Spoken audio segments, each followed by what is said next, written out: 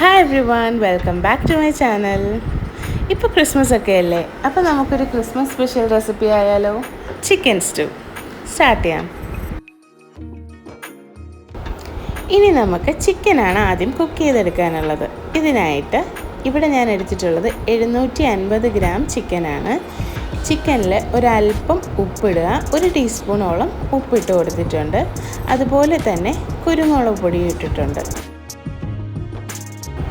അതിനുശേഷം അരിഞ്ഞു വെച്ചിരിക്കുന്ന ഇഞ്ചിയും വെളുത്തുള്ളിയും അതുപോലെ തന്നെ പൊട്ടറ്റോയും ക്യാരറ്റും ഒരു 4 പച്ചമുളകുമാണ് ഞാനിവിടെ ചേർത്തിട്ടുള്ളത്. ഇതിൻ്റെ എരിവ് കിട്ടുന്നത് ഈ കറിയുടെ പച്ചമുളകിൻ്റെയും കുരുമുളകിൻ്റെയും ടേസ്റ്റാണ്. ഇനിയും ഇത് കുക്ക് ചെയ്യാൻ പോകുന്നത് 1.5 മുതൽ 2 കപ്പ് വരെ നിങ്ങൾക്ക് രണ്ടാം പാലെടുക്കാം. രണ്ടാം പാലിലാണ് ഞാനിതിവിടെ കുക്ക് ചെയ്യുന്നത്. ഏകദേശം ഒരു 3 വിസിലിൽ മീഡിയം ഫ്ലെയിമിൽ കുക്ക് ചെയ്തെടുക്കാം നിങ്ങൾ. ഇനി നമുക്ക് ഉള്ളി വഴറ്റിയെടുക്കാനുള്ള സമയമാണ്. ഉള്ളി വഴറ്റുമ്പോൾ ഒരു പ്രത്യേകം ശ്രദ്ധിക്കാനുള്ള, ഇത് ബ്രൗൺ ആയിട്ട് വഴണ്ട് കളറൊന്നും ചേഞ്ച് ആകരുത്. എന്നാൽ നമ്മുടെ കറിയുടെ കളറിലും ഈ ഒരു കളർ ചേഞ്ച് ഉണ്ടാവും. അങ്ങനെ ഞാൻ ഇവിടെ വെളിച്ചെണ്ണയാണ് യൂസ് ചെയ്തിട്ടുള്ളത്. ഇതിലേക്ക് പട്ട, ഗ്രാമ്പൂ, ഏലക്ക ഇതൊന്നിട്ട് ഒന്നത് മൂത്ത് വരുമ്പോഴത്തേക്കും നമ്മൾ അരിഞ്ഞു വെച്ചിരിക്കുന്ന 2 മീഡിയം സൈസ് സവാളയാണ് ഞാനിവിടെ ഇട്ടിട്ടുള്ളത്. ഓൾറെഡി ചിക്കനിൽ നമ്മൾ ഉപ്പ് ഇട്ടിട്ടുണ്ട്. അപ്പോൾ ഈ സവാളയ്ക്ക് വേണ്ടി മാത്രം ഞാനൊരു 1/4 ടീസ്പൂൺ ഉപ്പാണ് ചേർത്തിട്ടുള്ളത്. ഇനി നല്ലതുപോലെ ഒന്ന് മിക്സ് ചെയ്ത് കൊടുക്കുക. ഇടയ്ക്കിടയ്ക്ക് ഒന്ന് ഇളക്കി കൊടുക്കുക.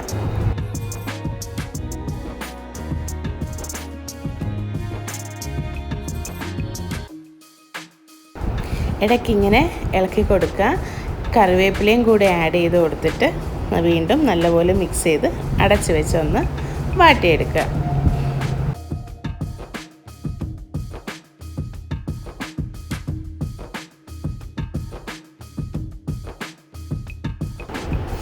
അങ്ങനെ ഇതാണ് ഇതിൻ്റെ കറക്റ്റ് ഒരു പാകം. ഇനി നമ്മൾ കുക്ക് ചെയ്ത് വെച്ചിരിക്കുന്ന ചിക്കനും കൂടി ഇതിലോട്ട് ഒഴിച്ചു കൊടുക്കാം.